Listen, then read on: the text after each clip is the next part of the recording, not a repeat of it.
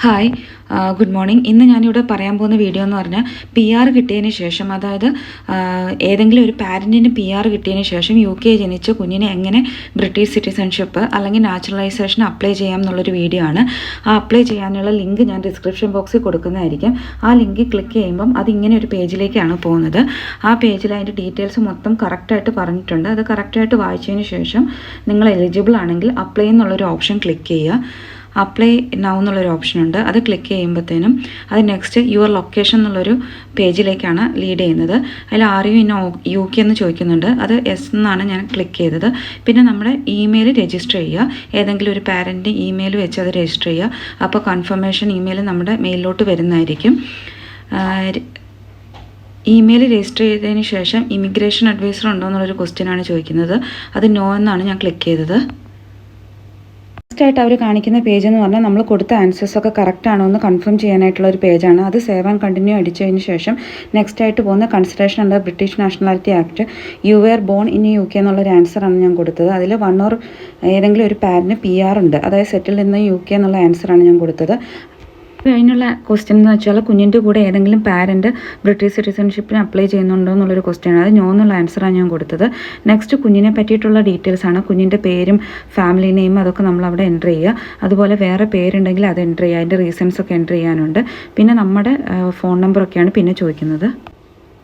നമ്മുടെ ഫോൺ നമ്പറും അതുപോലെ തന്നെ നമ്മുടെ പോസ്റ്റൽ അഡ്രസ്സും നമ്മൾ എത്ര നാളായി അവിടെ ലിവ് ചെയ്യുന്നു എന്നുള്ള കാര്യങ്ങളൊക്കെ അവർ ചോദിക്കുന്നുണ്ട്. അത് കഴിഞ്ഞിട്ടുള്ള ക്വസ്റ്റ്യൻസ് മൊത്തം കുഞ്ഞിനെ പറ്റിയിട്ടുള്ള ക്വസ്റ്റ്യൻസാണ്. ഇനി കുഞ്ഞിനെ പറ്റിയിട്ടുള്ള ക്വസ്റ്റ്യൻസ് ആണ് മൊത്തം ചോദിക്കുന്നത്. നാഷണാലിറ്റി, കൺട്രി ഓഫ് ബർത്ത്, അതുപോലെ തന്നെ ഡേറ്റ് ഓഫ് ബർത്ത് അതൊക്കെ നമ്മൾ എൻ്റർ ചെയ്യുക. കൺട്രി ഓഫ് നാഷണാലിറ്റി ഇന്ത്യ ആയിരുന്നു. Country of birth United kingdom ആണ്. പിന്നെ ഐഡൻറ്റിറ്റി കാർഡ് ഉണ്ടോ എന്നുള്ളൊരു ക്വസ്റ്റ്യൻ ഉണ്ട്. അപ്പോൾ കൊച്ചിന് പാസ്പോർട്ട് ഉണ്ടായിരുന്നു. അപ്പോൾ ഇന്ത്യൻ പാസ്പോർട്ട്, അങ്ങനെ ആ ഇന്ത്യൻ പാസ്പോർട്ടിൻ്റെ ഡീറ്റെയിൽസ് മൊത്തം എൻ്റർ ചെയ്യേണ്ടതായിട്ട് വരുന്നുണ്ട്. അതുപോലെ നാഷണൽ ഇൻഷുറൻസ് നമ്പർ ഉണ്ടോ എന്നുള്ളൊരു ക്വസ്റ്റ്യൻ ഉണ്ട്. അതുണ്ടായിരുന്നില്ല. അപ്പോൾ നോ എന്നുള്ള ആൻസറാണ് ക്ലിക്ക് ചെയ്തത്. ലോക്കൽ അതോറിറ്റി കെയറും നോ എന്നുള്ള ആൻസറാണ് ക്ലിക്ക് ചെയ്തത്. പിന്നെ നെക്സ്റ്റ് ആയിട്ട് പാരൻ്റ് ഓർ ലീഗൽ ഗാർഡിയൻ്റെ ഡീറ്റെയിൽസ് ചോദിക്കുന്നുണ്ട്. അപ്പോൾ ആദ്യം മദർ, അതായത് എനിക്കായിരുന്നു PR ഉണ്ടായിരുന്നു. അപ്പോൾ എൻ്റെ ഡീറ്റെയിൽസാണ് ആദ്യം കൊടുത്തത്. അത് കഴിഞ്ഞിട്ട് എൻ്റെ ഡീറ്റെയിൽസ്, അതായത് മദറിൻ്റെ ഡീറ്റെയിൽസ് മൊത്തം നമ്മൾ ഫില്ല് ചെയ്യേണ്ടതായിട്ടുണ്ട്. അത് കഴിഞ്ഞിട്ട് നമ്മുടെ സ്റ്റാറ്റസ്, അതായത് സെറ്റിൽഡ് സ്റ്റാറ്റസ് ഇൻ UK നമ്മൾ എൻ്റർ ചെയ്യണം.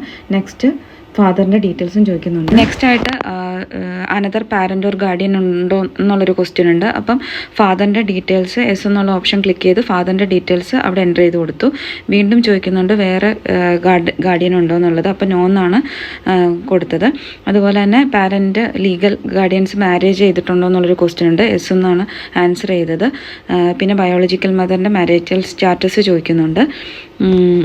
Next question resident in the UK എന്നുള്ളൊരു ക്വസ്റ്റ്യൻ ആയിരുന്നു. അത് ഞാൻ എസ് എന്നാണ് ക്ലിക്ക് ചെയ്തത്. അത് കഴിഞ്ഞിട്ട് ചോദിച്ചത് സിറ്റിസൺഷിപ്പ് കിട്ടിക്കഴിഞ്ഞാൽ നമ്മൾ എവിടെയാണ് ലിവ് ചെയ്യാൻ പ്ലാൻ ചെയ്യുന്നത് എന്നുള്ളത്. അത് യുണൈറ്റഡ് കിങ്ഡം തന്നെയാണ് ഞാൻ ക്ലിക്ക് ചെയ്തത്. അത് കഴിഞ്ഞിട്ടുള്ള ക്വസ്റ്റ്യൻസ് പെർമനൻറ്റ് റെസിഡൻസ് EEA ഉണ്ടോ എന്നുള്ളത് നോ എന്നുള്ള ഓപ്ഷനാണ് ക്ലിക്ക് ചെയ്തത്. ഇതിൽ മെയിനായിട്ട് ഇനി വരുന്നതെന്ന് പറഞ്ഞാൽ നമ്മൾ റെഫറൻസ് ആയിട്ട് 2 ബ്രിട്ടീഷ് സിറ്റിസൺഷിപ്പ് ഉള്ള ആൾക്കാരെ റെഫറൻസ് ആയിട്ട് വെക്കണം. അവരുടെ ഡേറ്റ് ഓഫ് ബർത്ത്, പേര്, അഡ്രസ്സ്, അതുപോലെ പാസ്പോർട്ട് നമ്പർ എല്ലാം നമുക്ക് ആവശ്യമായിട്ടുണ്ട് ഇത് ഫില്ല് ചെയ്യാനായിട്ട്. അത് എങ്ങനെയുള്ള ആൾക്കാരെ വെക്കാം എന്നുള്ളതിൻ്റെ ഡിസ്ക്രിപ്ഷൻ അവർ പറയുന്നുണ്ട്. നമ്മുടെ റിലേറ്റീവ് ആകരുത്, സോളിസിറ്റർ ആകരുത് എന്നുള്ള രീതിയിൽ ബാക്കി ആരെയൊക്കെ വെക്കാം എന്നുള്ള ഓപ്ഷൻസ് അതിലുണ്ട്. അങ്ങനെയുള്ള ആരെങ്കിലും 2 പേരെ നമ്മൾ കണ്ടുപിടിച്ച് അവരുടെ റെഫറൻസ് നമ്മൾ ചോദിച്ചു വാങ്ങിക്കണം. അതിന് പ്രത്യേകം ഫോം വരുന്നുണ്ട്. ആ ഫോം നമ്മൾ ഡൗൺലോഡ് ചെയ്ത് അവരെ കൊണ്ട് അത് ഫില്ല് ചെയ്യിപ്പിച്ച് അപ്ലോഡ് ചെയ്യിപ്പിക്കാനുണ്ട്. അത് കഴിഞ്ഞിട്ട് നെക്സ്റ്റ് പേജിലോട്ട് വരുന്നത് ഡോക്യുമെൻറ്റേഷനാണ്. എന്തൊക്കെ ഡോക്യുമെൻറ്റ്സ് വേണം എന്നുള്ളവർ കറക്റ്റായിട്ട് പറയുന്നുണ്ട്. കുഞ്ഞിൻ്റെ ബർത്ത് സർട്ടിഫിക്കറ്റ്, പാസ്പോർട്ട്, BRP, പാരൻസിൻ്റെ BRP, പാരൻസിൻ്റെ passport, marriage certificate, declaration form by parents, അതുപോലെ തന്നെ ഡിക്ലറേഷൻ ഫോം ബൈ റെഫറീസ്. ഇതൊക്കെയാണ് വേണ്ടത്. നമ്മൾ സേവ് ആൻഡ് കണ്ടിന്യൂ അടിച്ചു പോകുമ്പോഴത്തേനും ആ ഫോമിൽ അവർ ഡൗൺലോഡ് ചെയ്യാനുള്ള ഓപ്ഷൻസ് തരും. റെഫറിയുടെ ഫോമാണിത്. നമ്മൾ ഡൗൺലോഡ് ചെയ്തെടുക്കുമ്പോൾ ഇങ്ങനെയാണ് വരുന്നത്. അതിൽ ആദ്യം നമ്മൾ കുഞ്ഞിൻ്റെ ഫോട്ടോ ഒട്ടിക്കുക. ഫോട്ടോ ഒട്ടിക്കുന്നതിന് അത് പ്രത്യേക സൈസുണ്ട്. ആ സൈസ് അവർ ആ സൈറ്റിൽ കറക്റ്റായിട്ട് പറയുന്നുണ്ട്. ആ സൈസ് ഫോട്ടോ ഒട്ടിക്കുക. ആ ഫോട്ടോ ഒട്ടിച്ചതിന് ശേഷം അതിൻ്റെ താഴെ റെഫറീനെ കൊണ്ട് ഫുൾ നെയിം, സിഗ്നേച്ചർ, ഡേറ്റ് ഒക്കെ എഴുതി വാങ്ങിച്ച് നമ്മൾ ലാസ്റ്റ് അപ്ലോഡ് ചെയ്യാനുണ്ട്. അങ്ങനെ 2 എണ്ണം നമ്മൾ ചെയ്യുക. അത് കഴിഞ്ഞിട്ട് പാരൻസിൻ്റെ കൺസെൻറ്റും ഉണ്ട്. നമ്മൾ കൺസെൻറ്റ് കൊടുത്തതിന് ശേഷം നമ്മൾ അതിൽ ഡൗൺലോഡ് ഫോം ഡൗൺലോഡ് ചെയ്തെടുക്കുക. അപ്പോൾ അങ്ങനെ ഫോം ഡൗൺലോഡ് ചെയ്ത് വരുന്ന ഫോമാണിത്. ഈ ഫോം 2 പാരൻസും ഫില്ല് ചെയ്ത് നമ്മൾ ലാസ്റ്റ് അപ്ലോഡ് ചെയ്യാനുണ്ട്. അത് കഴിഞ്ഞ് declaration I am the applicant എന്ന് പറഞ്ഞാണ് ഞാൻ ഡിക്ലറേഷൻ ഫില്ല് ചെയ്തത്.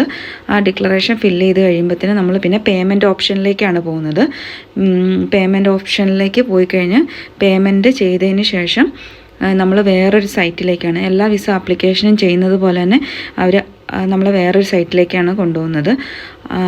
1214 പൗണ്ടാണ് എന്നായത് ഇത് ചെയ്തപ്പം.